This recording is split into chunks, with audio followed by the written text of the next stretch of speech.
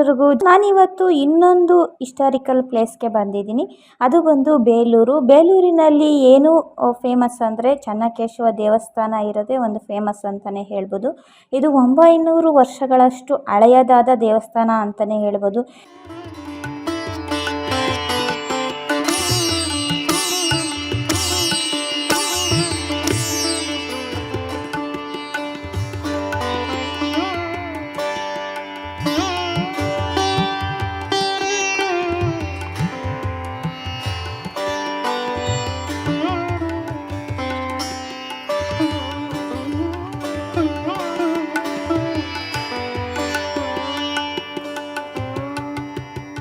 ಇಲ್ಲಿ ನೀವು ಹಲವಾರು ಪ್ರತಿಮೆಗಳನ್ನು ಕಣ್ತುಂಬ್ಕೋಬೋದು.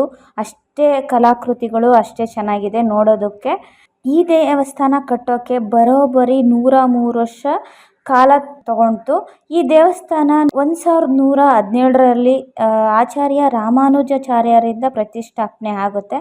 ನಮ್ಮ ಕರ್ನಾಟಕದಲ್ಲಿ ಪಂಚನಾರಾಯಣನ ಪ್ರತಿಷ್ಠಾಪನೆ ಆಗುತ್ತೆ. ಅದು ಬಂದು ಯಾವ ಟೈಮು ಅಂದರೆ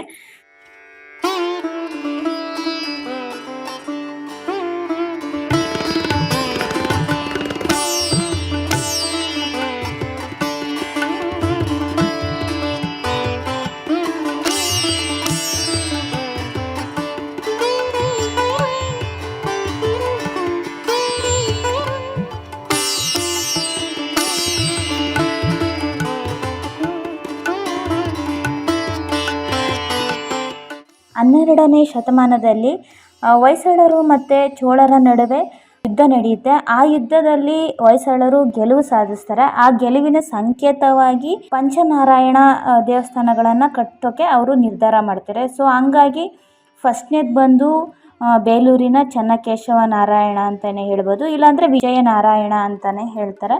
ನಂತರ ಎರಡನೇದು ಮೇಲುಕೋಟೆ ಚೆಲುವನಾರಾಯಣ, ಮೂರನೇದು ತೊಂಡನೂರು ನಂಬಿ ನಾರಾಯಣ, ನಾಲ್ಕನೇದು ಗದಗ್ ವೀರನಾರಾಯಣ, ಐದನೇದು ತಲಕಾಡು ಕೀರ್ತಿನಾರಾಯಣ.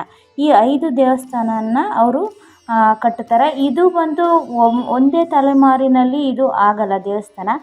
ಇದು 3 ತಲೆಮಾರುಗಳನ್ನು ತಗೊಳುತ್ತೆ. ಫಸ್ಟ್ಗೆ ಕಟ್ಟಿಸೋವಾಗ ವಿಷ್ಣುವರ್ಧನರು ಪ್ರಾರಂಭ ಮಾಡ್ತಾರೆ. ನಂತರ ನರಸಿಂಹ ಬಲ್ಲಾಳ, ನಂತರ ವೀರಬಲ್ಲಾಳ, ಈ 3 ತಲೆಮಾರುಗಳು ಸೇರಿ ಕಟ್ತಾರೆ.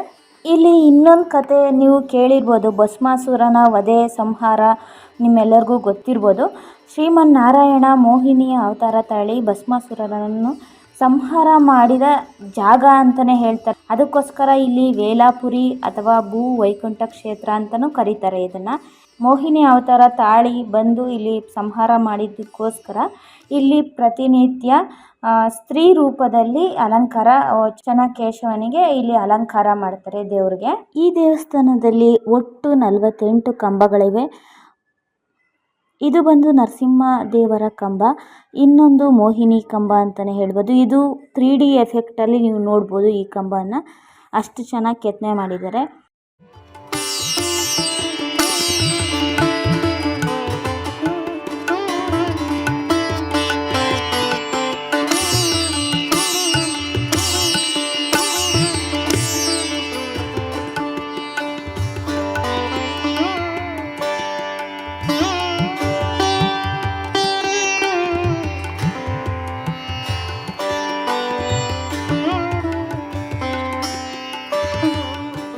ಯಾವುದೇ ಆಧಾರ ಇಲ್ಲದೆ ನಿಂತಿರುವಂಥ ಕಂಬ, 36 ಅಡಿ ಎತ್ತರ ಇದೆ, 16,000 ತೂಕಷ್ಟಿದೆ. ಯಾವುದೇ ಆಧಾರ ಇಲ್ಲ, ಹಾಗೆ ನಿಂತಿದೆ. ನೋಡ್ತಾ ಇರ್ಬೋದು.